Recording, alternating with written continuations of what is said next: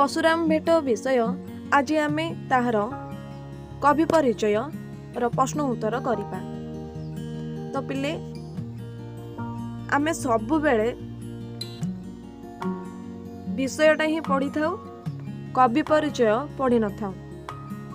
हमरा मन ही पड़ेनी कवि परिचय पढ़िया पई। एग्जाम अछि तो आमे विषय पढ़ी दबा, आमे जिबा भारी एग्जाम टा देई दबा, किंतु एइटा नुहे। कवि परिचय निहाती पढ़िबा दरकार। तो कवि परिचय केते जण पढ़िबा को इच्छा करंतिनी कि विषय पढ़िबा को इच्छा करंतिनी बही पढ़िबा को। तो गप भलिया तांको सुनिबा को भल लागे कि मन रहे, गप रे ही कहबा कि प्रश्न उत्तर कले तांकर मन रहे। तो आज मु सेथि पई कवि परिचय रो केते गुडी क्वेश्चन तैयारी करिछि जहा द्वारा तुमे माने मन रखि पारिबो। तो बेस एटा जो माने पढु नाहंती एटा होछि तांका पई आ तुम मानक पई मध्य। तेबे डेरी न करी चलो आमे प्रश्न उत्तर करिबा। परशुराम भेटर आमे कवि परिचय करूचे। तेबे प्रथमे आमे क्वेश्चन अछि परशुराम भेट किए लिखिछंती। हमर एटी उत्तर हे जिवो बलराम दास। द्वितीय प्रश्न होछि पंचसखा मानक मध्यरु वयोज्येष्ठ कवि किए थिले। एठारे भी उत्तर हेबो बलराम दास। तृतीय प्रश्न होछि बलराम दास केउ धर्मर जणे प्रधान प्रवक्ता भावरे अग्रगण। तो एठारे उत्तर हे जिवो उत्कळीय वैष्णव।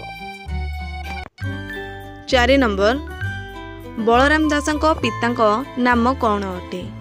एहार उत्तर हेउछि सोमनाथ दास। 5 नंबर हेउछि बलराम दासक माताक नाम कौन अटे। एहार उत्तर हेउछि महामाया देवी। 6 नंबर बलराम दासक पिता केउ राजांक पाखरे मंत्री होई रहिथिले। एहार उत्तर हेउछि गजपति प्रताप रुद्रंकर। 7 नंबर केउ कारणरू बलराम दास पांडित्य अर्जन करिथिबा जणा जाई थाए। एहार उत्तर हेउछि वेद वेदांत गीता भागवत और विभिन्न पुराण शास्त्र अध्ययन करिथिबा कारणरू जणा पड़ी थाए। 8 नंबर बलराम दास केउठारे वास करुथिले। एहार उत्तर हेउछि पुरी बांकी मुहाण निकटरे वास करुथिले। 9 नंबर केउ मठ तांकर साधना पीठ थिला बोली कुहा जाय। एहार उत्तर हेउछि गंधर्व मठ। 10 नंबर केउ मानक संस्पर्शरे आसी बलराम दास बेस प्रभावित होइथिले। एहार उत्तर हेउछि पुरीक्षेत्र पंडित मानक संस्पर्शरे आसी बलराम दास बेस प्रभावित होइथिले।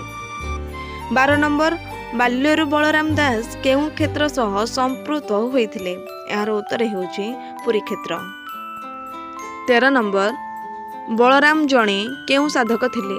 एहार उत्तर हेउछि जोगसिद्ध साधक। 14 नंबर बलराम दास काहाकू केंद्र करी आध्यात्मिक साधना गढ़ी उठिथिला। एहार उत्तर हेउछि श्री जगन्नाथଙ୍କୁ केंद्र करी आध्यात्मिक साधना गढ़ी उठिथिला। 15 नंबर कवि प्रत्यक्ष क्षेत्र रे काहाकू आराध्य देवता बोली स्वीकार करिसंती। एहार उत्तर हेउछि जगन्नाथ। 16 नंबर बलराम दासंकर सर्वश्रेष्ठ कृतिर नाम कौन। एहार उत्तर हेउछि जगमोहन रामायण। 17 नंबर जगमोहन रामायण को काहेकि दांडी रामायण कुहा जाय।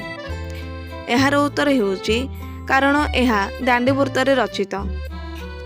18 नंबर जगमोहन रामायण केउ रामायण को नहीं आधार करा जायछि। एहार उत्तर हेउछि संस्कृत रामायण। 19 नंबर बलराम दासंकर अन्यान्य प्रमुख रचना गुड़िक कौन। एहार उत्तर ब्रह्म पुराण लक्ष्मी पुराण बट अवकाश ब्रह्मांड भूगोल भाव समुद्र मुगुणी स्तुति ब्रह्म गीता दीप्तिसार गीता अमरकोश गीता वेदानु स्तंभ गुप्त गीता बेड़ा परिक्रमा इत्यादि। एहार हेउछि उत्तर। एई भिडियोटी आपण मानक भल लागितिले निहाती भाबरे लाइक आ सांग मानक सह शेयर करंतु एवं हम चैनल को नुआ आस्तिले निहाती भाबरे सब्सक्राइब करी हम सह जोड़ी रहंतु। Thank you. जय जगन्नाथ।